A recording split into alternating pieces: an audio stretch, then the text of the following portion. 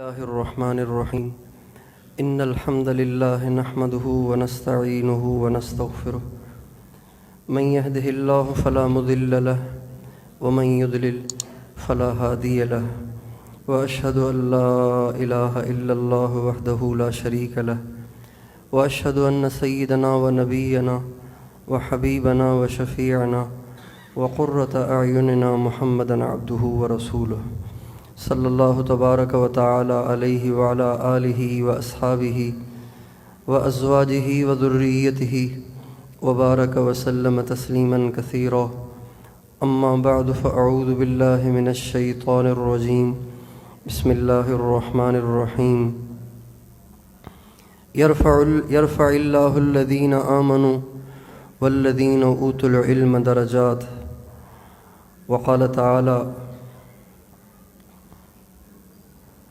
قل هل يستوي الذين يعلمون والذين لا يعلمون انما يتذكر اولو الالباب وقال النبي صلى الله عليه وسلم من جاءه الموت وهو يطلب العلم ليحيي به الاسلام فبينه وبين النبيين درجة واحدة سبحان ربك رب العزة عما يصفون وسلام على المرسلين والحمد للہ رب العالمین اللہم صلی علی سیدنا محمد وعلی آل سیدنا محمد وبارک وسلم۔ میرے محترم دوستو اور بزرگوں، اللہ تعالیٰ نے ہمارے اس ملک پر خصوصاً بہت سارے انعامات فرمائے ہیں۔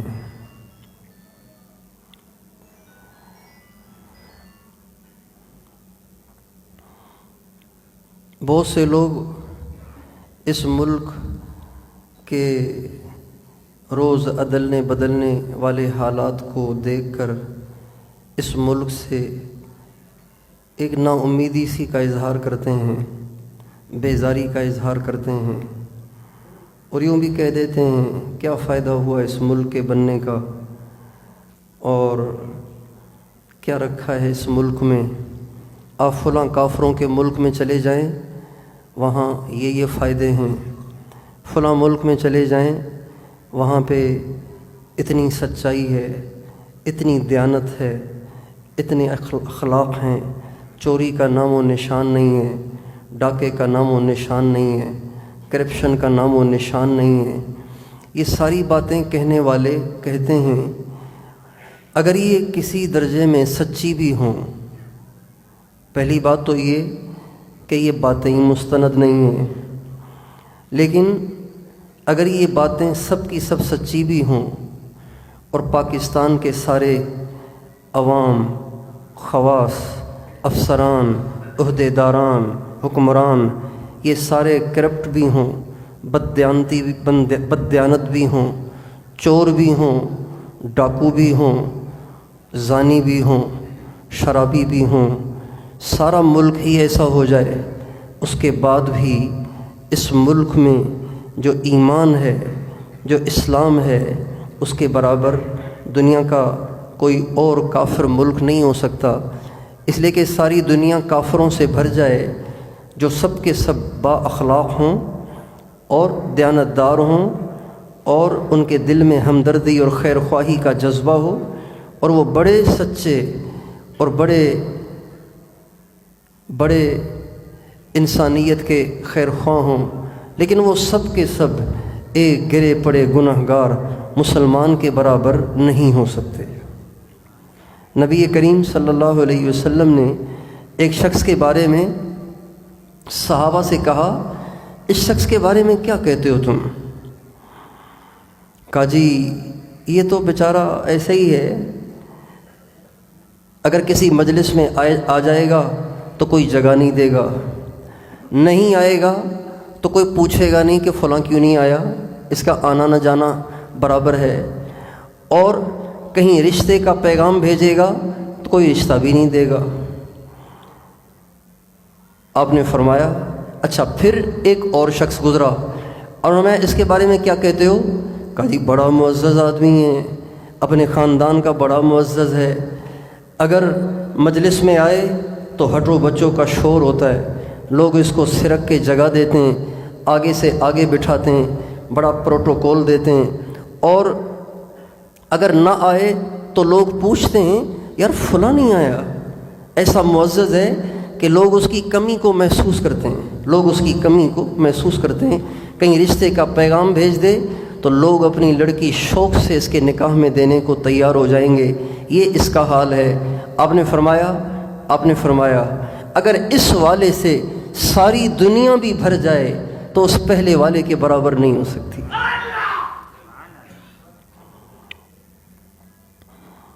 اس لیے کہ پہلے والا مومن ہے اور دوسرا منافق ہے۔ ایک اور حدیث آپ علیہ السلام فرماتے ہیں کہ ایک پچھلی قوموں میں، پچھلی امتوں میں ایک عورت تھی، اس کی گود میں دودھ پیتا بچہ تھا، اس نے اس کو سینے سے لگایا ہوا تھا، بچہ دودھ پی رہا تھا۔ بس ماں بیٹھی ہوئی تھی کسی کام سے، تو ایک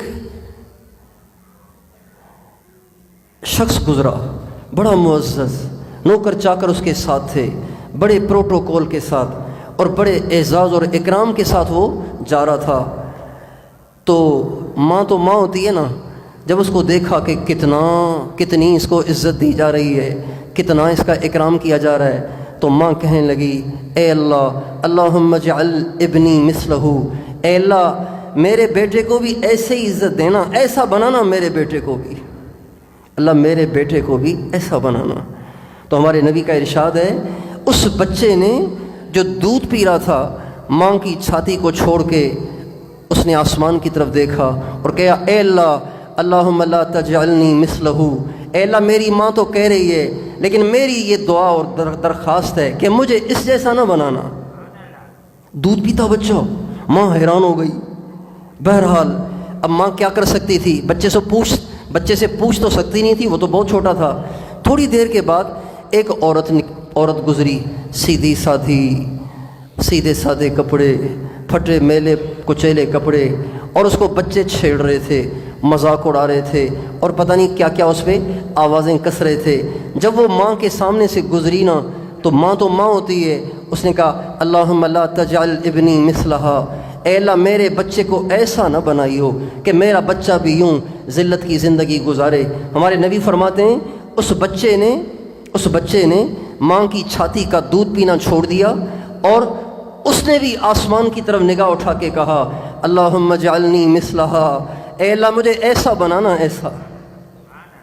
ہمارے نبی فرماتے ہیں جب اس نے دونوں دفعہ ماں کے برعکس دعا کی تو اب ماں بول اٹھی اور کہنے لگی بیٹا میں آپ کے لیے اچھی دعائیں کر رہی ہوں، آپ اس کا انکار کر رہے ہیں، میں آپ کو ایسی ذلت سے بچانے کی دعائیں کر رہی ہوں، آپ ایسا بننے کی دعائیں کر رہے ہیں، یہ کیا بات ہے؟ تو وہ دودھ پیتا بچہ بولا امی وہ بے شک معزز تھا لیکن اللہ کا نافرمان تھا، یہ بے شک رسوائی کی زندگی اور بدحالی کی زندگی گزار رہی ہے لیکن یہ اللہ کی نافرمان ہے، اور میں بڑا ہو کے اللہ کا نافرمان نہیں، اللہ کا فرمان بردار بننا چاہتا ہوں۔ لوگ کہتے ہیں اس ملک میں پولیس کا حال دیکھو، فوج کا حال دیکھو، وڈیروں کا حال دیکھو، پیپلز پارٹی کا حال دیکھو، نون لیگ کا حال دیکھو، اور پی ٹی آئی نے کیا گل کھلائیں اس کو دیکھو۔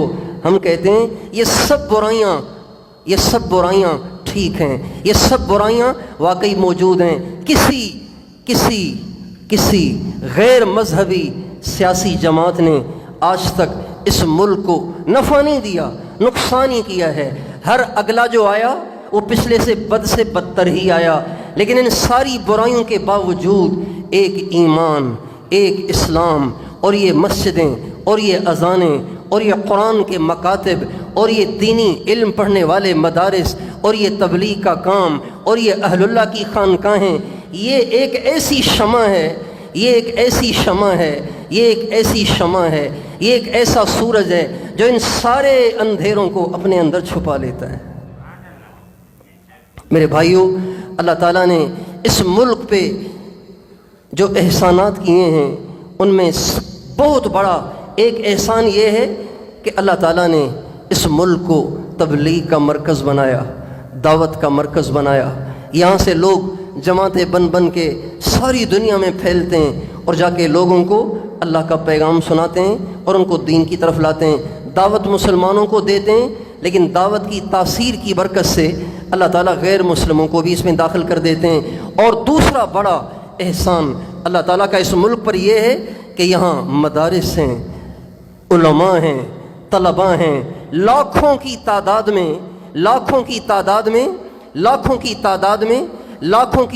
میں نوجوان بچے جن کی عمریں سڑکوں پہ گھومنے کی تھیں، فلمیں دیکھنے کی تھیں، ڈرامے دیکھنے کی تھیں، کرکٹ کھیلنے کی تھیں، فیس بک اور یوٹیوب پر راتیں گزارنے کی تھیں، وہ اپنی ماؤں سے جدا ہو کر، اپنے باپ سے جدا ہو کر، اپنے بھائیوں سے جدا ہو کر، اپنی بہنوں سے جدا ہو کر، اپنے وطن سے جدا ہو کے مدرسے کی چار دیواری میں پڑھ کر دال روٹی پہ گزارا کر رہے ہیں، اللہ اور اس کے نبی کا علم سیکھ رہے ہیں۔ اور یہ وہ مجمع ہے خدائے پاک کی قسم، سرحدوں پہ کھڑے ہوئے سپاہی اتنے اس ملک کے محافظ نہیں ہیں جتنے یہ مدرسوں میں اللہ کی رضا کے لیے دال روٹی پہ گزارا کرنے والے، اور یہ اللہ کے نام پر اپنی جوانیوں کی خواہشات پہ چھریاں پھیرنے والے، اس چار دیواری میں اپنی جوانیاں چٹائیوں پہ گزارنے والے، جتنے یہ اللہ کے عذاب کو روک رہے ہیں اور باطل کی اسکیموں کو فیل کر رہے ہیں، اتنا کوئی سپاہی بھی فیل کرنے والا نہیں ہے، اتنا کوئی سرحد کا سپاہی بھی اس ملک کا دفاع کرنے والا نہیں ہے جتنی ان اللہ کے نام پہ پردیس کی زندگی گزارنے والے، مسافروں کی سی زندگی گزارنے والوں کی آہیں اور ان کی دعائیں اور ان کے سجدے اور ان کے رکوع اور ان کی قرآن کی تلاوت اور ان کا حدیث کی تلاوت کرنا، فقہ کے مسائل پڑھنا، جتنا یہ اللہ کے عذاب کو روک رہا ہے اور کوئی نہیں روک رہا، جتنا یہ دشمنوں کی اسکیموں کو فیل کر رہا ہے، دشمن کی سازشوں کو فیل کر رہا ہے، اتنا کوئی اور نہیں ہے۔ آج ساری دنیا کے لوگوں نے، کافروں نے بھی اور ہمارے اپنوں نے بھی، ہمارے اپنوں نے بھی ہاتھوں میں گن لی ہوئی ہے، اور سب کا نشانہ یہ مدارس بنے ہوئے ہیں، سب کا نشانہ یہ علماء بنے ہوئے ہیں، سب کا نشانہ یہ طلباء بنے ہوئے ہیں، اور ان نادانوں ناسمجھوں کو پتہ نہیں ہے کہ ان کی وجہ سے کتنے عذاب ٹلے ہوئے ہیں، کتنی پریشانیاں ہٹی ہوئی ہیں، اور کتنی دشمن کی سازشیں صرف انہی داڑھی والوں کی وجہ سے، ٹوپی پگڑی والوں کی وجہ سے، بخاری پڑھنے والوں کی وجہ سے، اور ان بچوں کی وجہ سے جو صبح سے لے کے رات کو 11 بجے تک قرآن پاک کے الفاظ کو دہراتے رات کو 11 بجے سو جاتے ہیں، پھر نیند میں بھی قرآن پڑھتے رہتے ہیں۔ جتنی ان کی وجہ سے اس ملک کے دشمنوں کی اسکیمیں فیل ہو رہی ہیں، میرے دوستوں کسی اور کی فیل نہیں ہو رہی، لہٰذا ہمیں ان مدارس کی قدر کرنی ہے، ان علماء کی قدر کرنی ہے، ان طلباء کی قدر کرنی ہے۔ ان کو دیکھنا اجر سے خالی نہیں ہے، ان کے پاس بیٹھنا اجر سے خالی نہیں ہے، ان کے لیے دعائیں کرنا اجر سے خالی نہیں ہے، اور ان کو قدر کی ہمارے حاجی صاحب حاجی عبدالوہاب صاحب فرماتے تھے، میں جب کسی سڑک پہ جا رہا ہوتا ہوں گاڑی میں اور کہیں راستے میں مدرسے کا بورڈ دیکھتا ہوں نا تو خوش ہو جاتا ہوں، اسلام کا قلعہ آ گیا۔ آج اگر آپ اذانیں سن رہے ہیں، اگر آپ آج اپنے بچے کو مسجد کے قاری صاحب کے پاس قرآن پڑھا رہے ہیں تو یہ آپ کے ان علماء کی برکت ہے جو 6,000 8,000 9,000 کی تنخواہ پہ اپنے بچوں کا پیٹ کاٹ کے گزارا کر رہے ہیں، کرائے کے مکانوں میں زندگیاں گزار رہے ہیں۔ آپ اے سی کے بغیر سو نہیں سکتے، پنکھوں کے بغیر سو نہیں سکتے۔ آپ ان مسجد کے اماموں سے پوچھیں، ان مسجدوں کے مؤذنین سے پوچھیں، ان مسجد میں جھاڑو پھیرنے والے خدام سے پوچھیں، اور ان مدرسوں میں پڑھنے والے 6,000 8,000 4,000 والے بھی مدرسین ہیں، ہاں 4,000 روپے پر پڑھانے والے مدرسین بھی ہیں۔ اور یہ کوئی نہ کہے کہ جی مدارس 4,000 کیوں دیتے ہیں، 6,000 کیوں دیتے ہیں، 8,000 کیوں دیتے ہیں؟ اس لیے دیتے ہیں کہ آپ میں اپنے بچوں پہ خرچ کرنے کا جذبہ تو ہے، اپنی بیوی پہ خرچ کرنے کا جذبہ تو ہے، اپنے گھر پہ خرچ کرنے کا جذبہ تو ہے۔ آپ کا گھر اونچا سے اونچا بنتا چلا جا رہا ہے اور آپ مدرسے میں دینے کے لیے تیار نہیں ہیں، تو کوئی مدرسے میں آسمان سے من و سلوہ اترتا ہے؟ جب مدرسے مدرسہ جو کم تنخواہ دیتا ہے وہ اسی لیے تو دیتا ہے کہ ان کے پاس گنجائش ہی اتنی ہے. اب یا تو وہ تنخواہیں دیں یا پھر مدرسے میں پڑھنے والوں کو دال روٹی کھلائیں. اس لیے یہ ان علماء کو سلام پیش کرنا چاہیے اور ان علماء کو عزت کی نگاہوں سے دیکھنا چاہیے جو علم الہی کو زندہ کرنے کے لیے، علم نبوی کو زندہ کرنے کے لیے 6-8 ہزار پہ گزارا کر اپنے بچوں کی خواہشات کو دبا کر آپ کے بچوں کو علم سکھا رہے ہیں، آپ کے بچوں کو اللہ سے آشنا کر رہے ہیں، قرآن سے آشنا کر رہے ہیں، حدیث سے آشنا کر رہے ہیں. میں آپ سے پوچھتا ہوں، کیا بچے کھلونوں کا مطالبہ نہیں کرتے؟ کیا بچے آئس کریم کا مطالبہ نہیں کرتے؟ کیا بچے ٹافی اور چاکلیٹ کا مطالبہ نہیں کرتے؟ جس کی 6,000 تنخواہ ہو، بتائیے وہ کتنی دفعہ اپنے بچے کو آئس کریم کھلا پاتا ہوگا؟ کتنی دفعہ اپنے بچے کو برگر کھلا پاتا ہوگا؟ کتنی دفعہ اپنے بچوں کو عید پر نئے سے نئے کپڑے اور جوتے لے کر دیتا ہوگا؟ یہ ان علماء کو سلام ہے جنہوں نے اپنے بچوں کی قربانیوں کو، اپنے بچوں کے جذبات کو دبائے رکھا ہے، اور وہ ان کو کہتے ہیں بھائی جنت میں کھا لیں گے، یہاں گزارا کر لو. اور پھر اس قربانی کے ساتھ وہ علم پڑھا رہے ہیں اور علم پڑھ رہے ہیں. خدائے پاک کی قسم، اگر یہ سب کے سب علماء، سنیے، اگر یہ سب کے سب علماء کہیں کہ ہم بھی 50,000 کے بغیر نہیں پڑھائیں گے اور یہ بھی بائیکاٹ کر جائیں، تو اس سے ان کا نقصان نہیں ہوگا، اس لیے کہ اپنے بچوں کو تو گھر میں بھی بیٹھ کے قرآن پڑھا لیں گے، اپنے بچوں کو تو گھر میں بیٹھ کے حدیث پڑھا لیں گے. آپ کے بچے، عوام کے بچے ارتداد کا شکار ہو جائیں گے، کفر میں چلے جائیں گے، نمازوں سے جاہل ہو جائیں گے، حدیث سے جاہل ہو جائیں گے، قرآن سے جاہل ہو جائیں گے. اور پھر ایک وقت آئے گا کہ آپ کے بچے کہا کریں گے کہ ہمارے ابا کے پاس بھی ایک کتاب ہوتی تھی جو پڑھا کرتے تھے، ہمیں نہیں پتہ کہ وہ کون سی کتاب ہے. آپ برازیل چلے جائیں، برازیل کی ریاستوں میں چلے جائیں، چلی چلے جائیں، پناما چلے جائیں، برازیل چلے جائیں، وہاں عرب کی اولادیں حجاز مقدس کے عرب یہ دنیا کمانے کے لیے وہاں گئے، لیکن ایسے علماء پیدا نہ کر سکے جو اپنے پیٹ کو کاٹ کے قرآن پڑھاتے، اپنے پیٹ کو کاٹ کے حدیث پڑھاتے، اپنے بچوں کی خواہشات پہ لات مار کے وہ لوگوں کو اذان سکھاتے، نماز سکھاتے، اتحیات پڑھاتے. اس کا نتیجہ کیا ہوا؟ 1 صدی کے بعد اکثر ان میں سے مرتد ہو گئے. 1 صدی کے بعد، 100 برس بھی پورے نہیں ہوئے، ان کے بچے مرتد ہو گئے، ان کی بچیاں مرتد ہو گئیں، لڑکے لڑکوں کی یاریاں لگ گئیں اور حرام کاریوں میں مبتلا ہوئے، حرام زادے پیدا ہوئے، اور پھر ہمیشہ کے لیے اسلام سے محروم ہو گئے. یہ دعا دیں ان 8,000 اور 6,000 پہ گزارا کرنے والے مولویوں کو، علماء کو، جن پہ آپ آوازیں کستے ہیں، جن کو دیکھ کے آپ کا بی پی ہائی ہو جاتا ہے، جن کو دیکھ کے آپ کی پیشانی پہ بل آ جاتا ہے. میرے دوستو، جب مریں گے تو ان کی قدر آئے گی. وَسَوْفَ تَرَىٰ إِذَا انْكَشَفَ الْغُبَارُ أَفَرَسٌ تَحْتَ رِجْلِكَ أَمْ حِمَارُ. آج تو آپ کے لبرل کہتے ہیں یہ مولوی نہ ہوتے نا تو پتہ نہیں ملک کتنی ترقی کر جاتا. ہم کہتے ہیں اگر یہ مولوی نہ ہوتے تو آج یہود اور نصارہ تمہارا تیا پانچا کر دیتے اور تمہارا ہڈی اور بوٹی ایک کر دیتے، تمہارا نام و نشان مٹا دیتے. اس لیے کہ یہود اور نصارہ تمہارے خیر خواہ نہیں ہیں. کبھی بھی امریکہ تمہارا ہمدرد نہیں بنے گا، کبھی بھی یہ انڈیا تمہارا ہمدرد نہیں بنے گا، کبھی بھی یہ اسرائیل تمہارا ہمدرد نہیں بنے گا. یہ ہمیشہ سے تمہارے دشمن ہیں، آج بھی تمہارے دشمن ہیں، آئندہ بھی تمہارے دشمن رہیں گے. اور جب انہوں نے تمہارے نبی کو نہیں چھوڑا تو وہ تمہیں کیسے چھوڑیں گے؟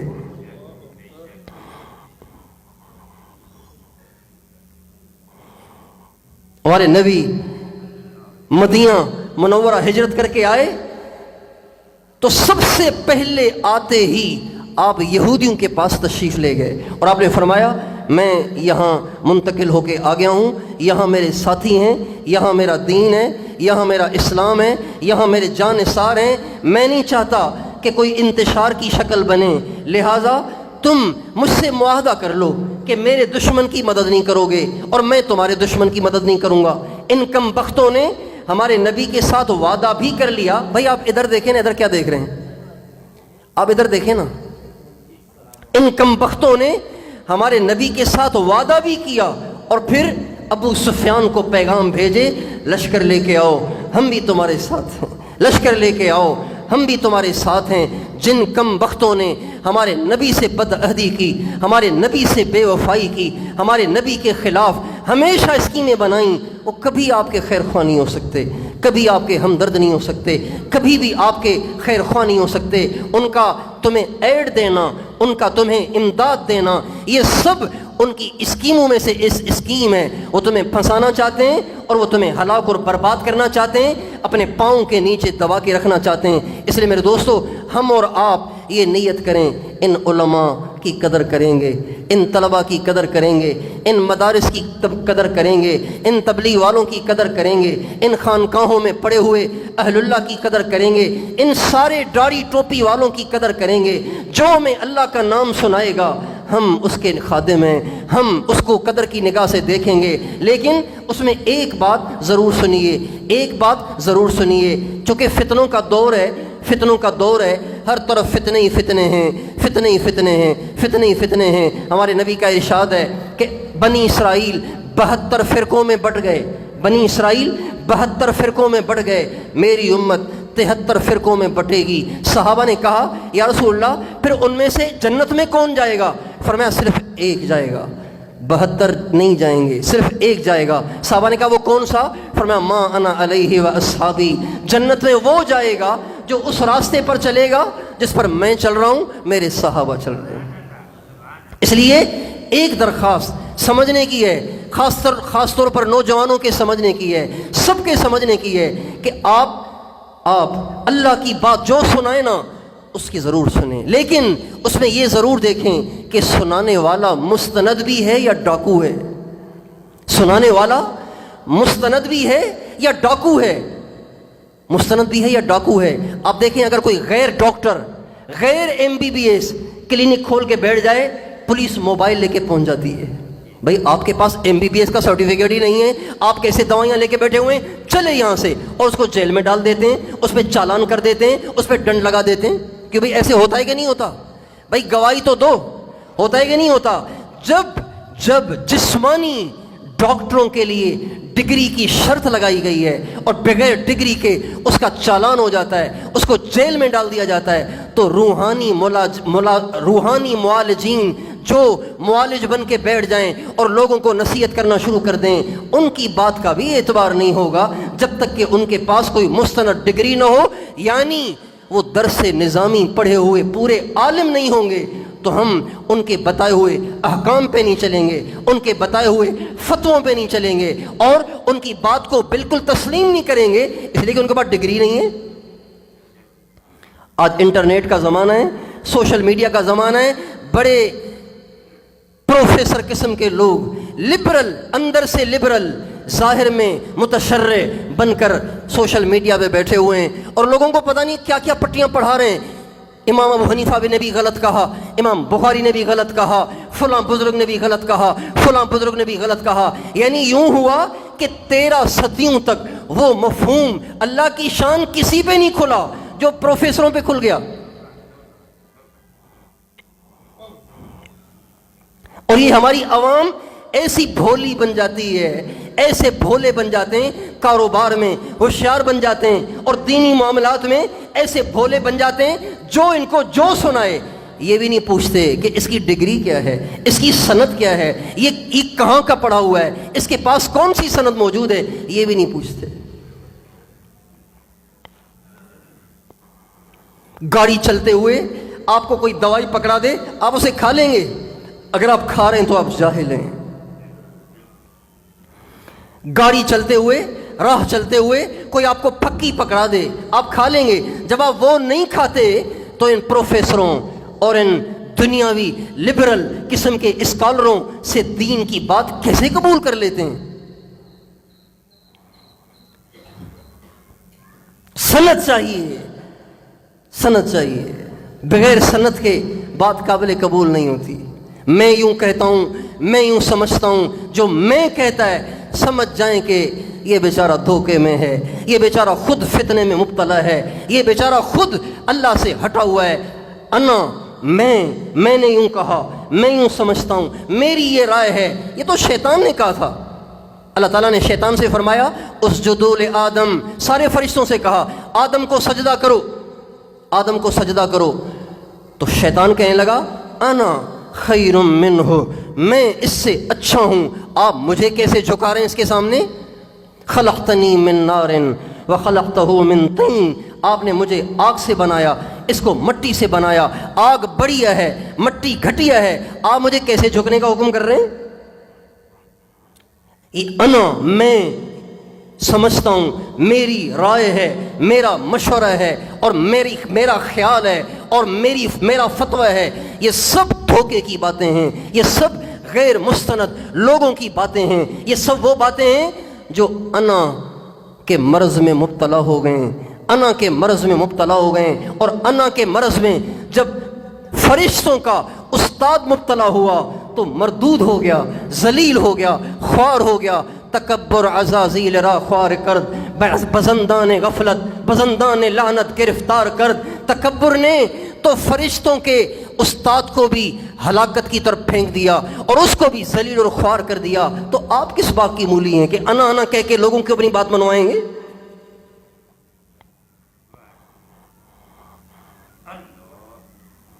اس لیے بات یہ ہے، یہ ایک اصولی بات ہے، اسے سب سمجھ لیں، اصولی بات سمجھ لیجیے۔ اصولی بات کیا ہے؟ اصولی بات یہ ہے کہ علم الہی کی صحیح سمجھ اس کو ہوگی جو جتنا زیادہ عہد نبوت کے قریب ہوگا، جو جتنا زیادہ نبوت کے زمانے کے قریب ہوگا اس میں اتنی زیادہ سمجھ ہوگی۔ اللہ تعالیٰ نے 4 اماموں کی فقہ کو دنیا میں چلایا، 4 اماموں کی فقہ کو دنیا میں چلایا۔ امام تو بہت سارے ہوئے جنہوں نے اجتہاد کیا، آیات سے مسائل نکالے، احادیث سے مسائل نکالے، لیکن اللہ کی طرف سے ایک تکوینی نظام چلا کہ 4 کی محنتوں کو اللہ نے قبول فرما کر آگے پھیلا دیا۔ محنتیں بعد کی بھی قبول ہوئیں لیکن آگے بڑھ نہ پائیں۔ ان میں سب سے بڑے امام اعظم، امام الاسلام والمسلمین، امام ابو حنیفہ نعمان بن ثابت رضی اللہ تعالی عنہ تھے، اور پھر حضرت امام مالک بن انس تھے، اور پھر امام شافعی محمد بن ادریس تھے، اور پھر امام احمد بن حنبل رحمۃ اللہ علیہم تھے۔ یہ 4 ائمہ تھے جن کے ذریعے سے اللہ تعالیٰ نے اس دین کی تشریح کروائی، اس دین کی جزیات کو نکالنے کا ان سے کام لیا، اور ان کے ذریعے سے دنیا میں اسلام پھیلا، دنیا میں دین پھیلا، لوگوں کو نبی کے احکام ملے، اللہ کے احکام ملے، اور انہوں نے دین پہ زندگی گزاری۔ اب یہ وہ لوگ ہیں جنہوں نے قرآن کو سمجھا، حدیث کو سمجھا اور اس سے مسائل نکالے۔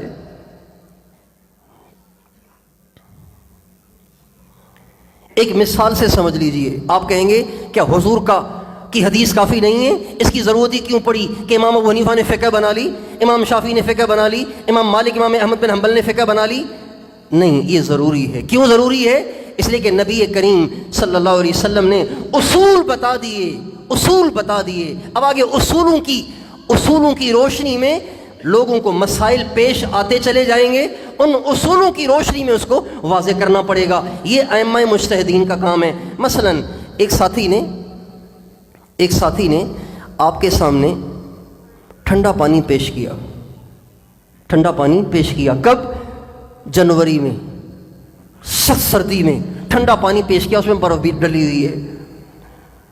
آپ نے کہا بھائی میں نہیں پیتا۔ اگر اگلا سمجھدار ہے تو سمجھ جائے گا کہ یہ کیوں منع کر رہے ہیں۔